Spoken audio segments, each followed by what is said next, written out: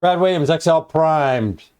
How about we sum up race times? We're going to have a couple of sum tutorials, and we're going to deal with a couple very simple, and then we're going to look at a couple tables. We're going to sum up or subtotal. Something we've done in the past. It'll be a review. But here, all we're going to do is sum. Just sum up the entire series here, or these columns. We get a total. That's it. What's critical here is just putting this in the right format. What you have to do is hit Control 1.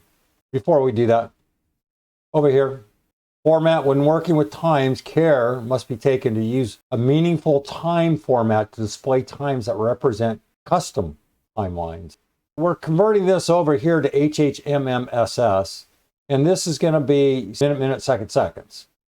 How do we do that? Here, we split times, total times. If total times exceed 24 hours, apply this format. This is critical. What I mean is, if this represented 27, if anything over 24 hours, then you have to enter this H. You have to put the brackets around hours, even though we're doing minutes, seconds. Excel is directed by the brackets not to roll over times longer than 24 hours. What I mean by roll over, if you have 27 hours, Excel is going to look at this and it's just going to add 3 a.m. to the deal. We don't want that. And that is going to be problematic for you because you're not used to figuring that out. Let me tell you, to remember the brackets, okay? How do we do this? Hit Control 1.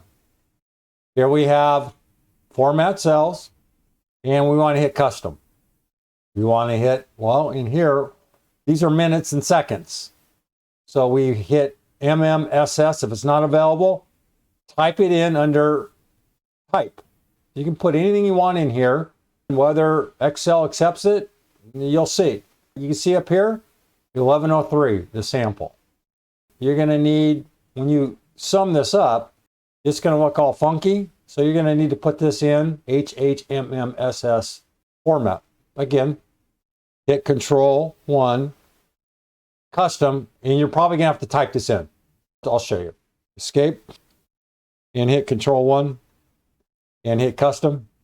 See, this is the default layout. No, it seems to have picked it up and brought everything over. But generally speaking, this format may or may not be available. Just enter it yourself. That's the tricky thing about working with time, is the format.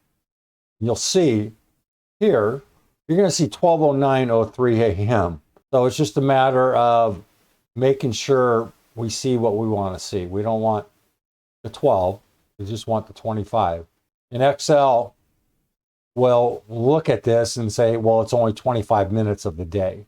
So it'd be 25. Remember how we broke this down? We break it down by minutes, and how many minutes are in a day? 1440. You'll take 25 and divide it, and ultimately this will be a number, general. That's 0.1736, and if we went, that is the percentage of the day in terms of time. Thanks for your time. Brad Williams, XL Primed, out.